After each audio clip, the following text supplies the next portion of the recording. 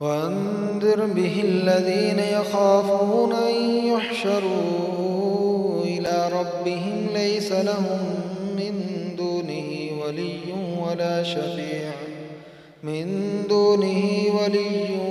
ولا شفيع لعلهم يتقون.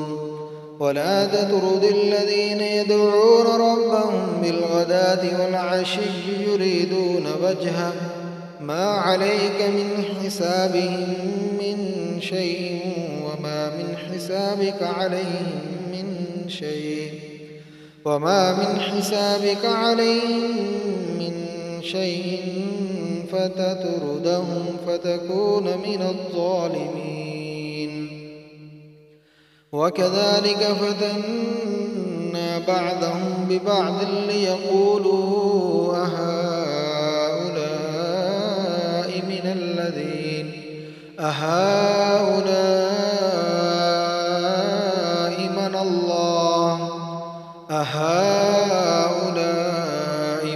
الله عليهم من بيننا أليس الله بأعلم بالشاكرين.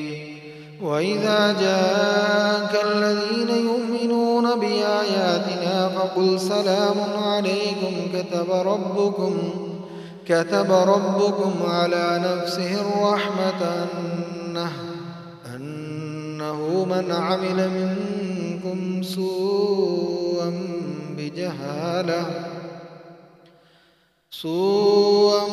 بجهالة ثم تاب من بعده وأصلح فأنه غفور رحيم. وكذلك نفصل الآيات ولتستبين سبيل المجرمين.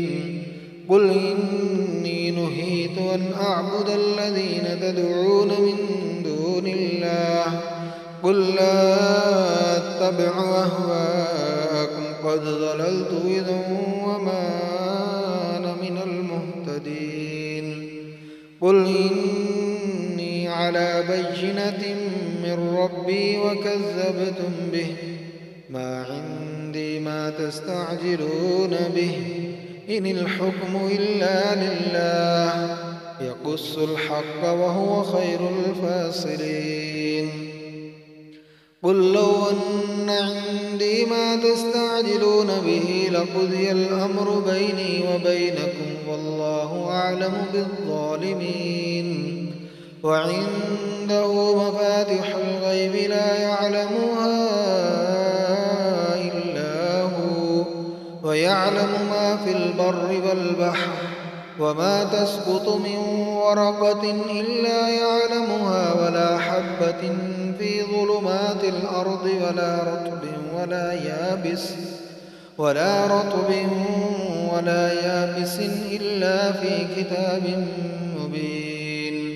وهو الذي يتوفاكم بالليل ويعلم ما جرحتم بالنهار ثم يبعثكم فيه ليقضى أجل مسمى ثم إليه مرجعكم ثم ينبئكم بما كنتم تعملون.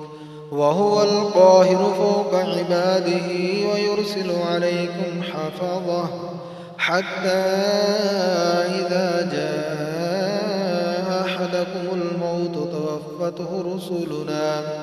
توفته رسلنا وهم لا يفرطون ثم ردوا إلى الله مولاهم الحق ألا له الحكم وهو أسرع الحاسبين. قل من ينجيكم من ظلمات البر والبحر تدعونه تضرعا وخفية لئن أنجانا من هذه لنكونن من الشاكرين. قل الله ينجيكم منها ومن كل كرب ثم أنتم تشركون. قل هو القادر على أن يبعث عليكم عذابا من فوقكم أو من تحت أرجلكم أو يلبسكم شيعا ويذيق بعضكم بأس بعض انظر كيف نصرف الآيات لعلهم يفقهون وكذب به قومك وهو الحق قل لست عليكم بوكيل لكل نبأ مستقر وسوف تعلمون وإذا رأيت الذين يخوضون في آياتنا فأعرض عنهم حتى يخوضوا في حديث غيره وإما ينسينك الشيطان فلا تقعد بعد الذكرى مع القوم الظالمين وما على الذين يتقون من حسابهم من شيء ولكن ذكرى لعلهم يتقون وذر الذين اتخذوا دينهم لعبا ولهوا وغرتهم الحياة الدنيا وذكر به أن تبصر نفس بما كسبت ليس لها من دون الله ولي ولا شفيع وإن تعدل كل عدل لا يؤخذ منها أولئك الذين أبصروا بما كسبوا لهم شراب من حميم وعذاب أليم بما كانوا يكفرون قل أندعو من دون الله ما لا ينفعنا ولا يضرنا ونرد على أعقابنا بعد إذ هدانا الله كالذي استهوته الشياطين في الأرض حيران له أصحاب يدعونه إلى الهدى ائتنا قل إن هدى الله هو الهدى وأمرنا لنسلم لرب العالمين